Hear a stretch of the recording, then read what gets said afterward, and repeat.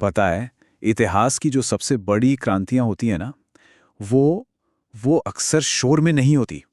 तोपों की आवाज या नारों की गूंज में नहीं, बल्कि एक बिल्कुल शांत से कमरे में, जहां सिर्फ एक स्क्रीन की हल्की सी रोशनी टिमटिमा रही हो। और हमारी आज की कहानी का नायक वो भी कुछ ऐसा ही था, एकदम खामोश। दुनिया की नजरों में तो जैसे था ही नहीं, लेकिन उसके दिमाग के अंदर एक तूफान था। एक ऐसा तूफान, विचारों का एक ऐसा बवंडर जो पूरी दुनिया को हमेशा के लिए बदलने वाला था। तो चलिए कहानी शुरू करते हैं। जगह है न्यूयॉर्क का एक छोटा सा कस्बा, डॉब्स फेरी। बिल्कुल आम सा परिवार। लेकिन उस परिवार में एक दिमाग पल रहा था जो बिल्कुल भी आम नहीं था, असाधारण था। मार्क जुकरबर्ग बचपन से ही दुनिया को एक अलग ही नजर से देखते थे। मतलब सोचिए, जिस उम्र में बच्चे खिलौने से खेलते हैं, मार्क्स सिस्टम बना रहे थे। उनके लिए असली चीज पैसा था ही नहीं, असली चीज थी सिस्टम बनाने की ताकत, कंट्रोल। यही वजह थी कि जब माइक्रोसॉफ्ट जैसी बड़ी कंपनी ने उन्हें खरीदने की पेशकश की, तो उन्होंने साफ मना कर दिया। उन्हें नौकरी नहीं चाहिए थी, उन्हें अपना विजन पूरा करना था। उनके बारे में कहा जाता है कि वो शांत था, लेकिन जब वो कोड करता था तो ऐसा लगता था जैसे वो मशीन से बातें कर रहा हो।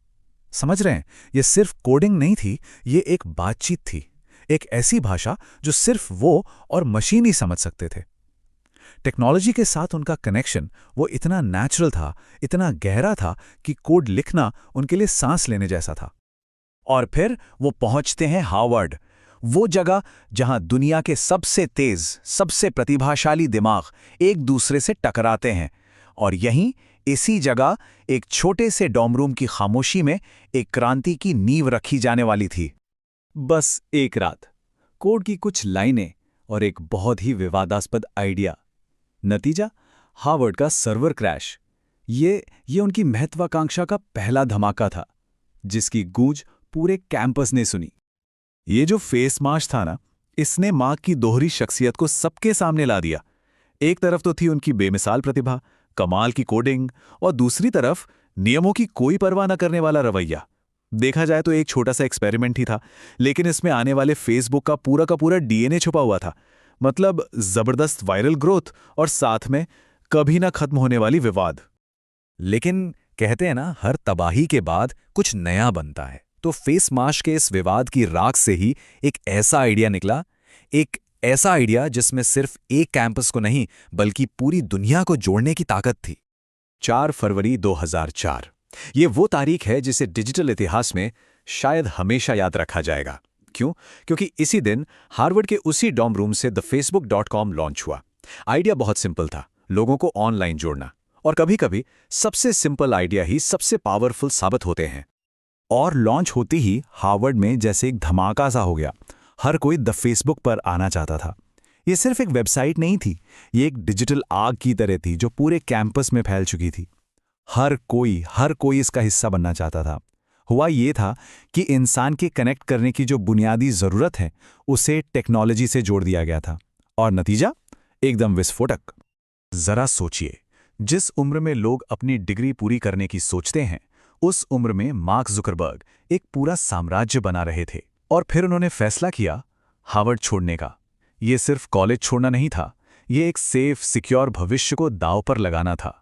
एक ऐसे सपने के लिए जिसकी कोई गारंटी नहीं थी। तो अब कहानी अपने अगले पड़ाव पर पहुंचती है। अब फेसबुक सिर्फ एक कॉलेज प्रोजेक्ट नहीं था, ये एक ग्लोबल पावर बन चुका था। और जैसे जैसे ये बड़ा होता गया, इसकी चुनौतियां भी और बड़ी होती गईं। फेसबुक के ग्रोथ की रफ्तार हैरान कर देने वाली थी। बस इतना समझिए कि 2012 तक 1 अरब लोग इससे जुड़ चुके थे। 1 अरब! ये धरती पर किसी भी देश से बड़ा एक डिजिटल देश बन चुका था, और इसका अघोषित शासक सिर्फ एक ही आदमी था। लेकिन सत्ता की अपनी कीमत होती है। विंकलेवॉस का मुकदमा, आइडिया चोरी के आरोप, मीडिया का दबाव, data privacy scandals, fake news का फैलाव। हर नए मिलियन यूजर के साथ एक नया मुकदमा, एक नया घोटाला सामने आ रहा था। और पूरी दुनिया में एक ही सवाल गूंज रहा था कि क्या फेसबुक हमें वाकई जोड़ रहा है या फिर हमें तोड़ रहा है। और अब ये कहानी अपने सबसे नए और शायद सबसे बड़े, सबसे महत्वाकांक्षी मोड़ पर आती है। एक ऐसा पड़ाव जहां विजन सिर्फ लोगों को जोड़ने का नहीं है, बल्कि एक पूरी की पूरी नई हकीकत बनाने का है। साल 2021 फेसबुक मेटा बन गया। लेकिन ये सिर्फ नाम बदलना नहीं था, ये उससे कहीं ज्यादा था। ये मार्क जुकरबर्ग का दुनिया को ये बताने का तरीका था कि उनका काम अभी खत्म नहीं हुआ है। अब उनका लक्ष्य सोशल मीडिया से भी बड़ा है। अब लक्ष्य है एक नया ब्रह्मांड बनाना, जिसे वो कहते हैं मेटावर्स। तो ये कहानी असल में सिर्फ एक लड़के की नहीं है, ये उस खामोशी की है जिसने हमारी दुनिया की आवाज ही बदल दी। मार्क जुकरबर्ग, एक शांत क्रांतिकारी, जिसने ये साबित कर दिया कि दुनिया को बदलने के लिए शोर नहीं, सिर्फ एक कोड और उसे हकीकत बनाने का जुनून चाहिए।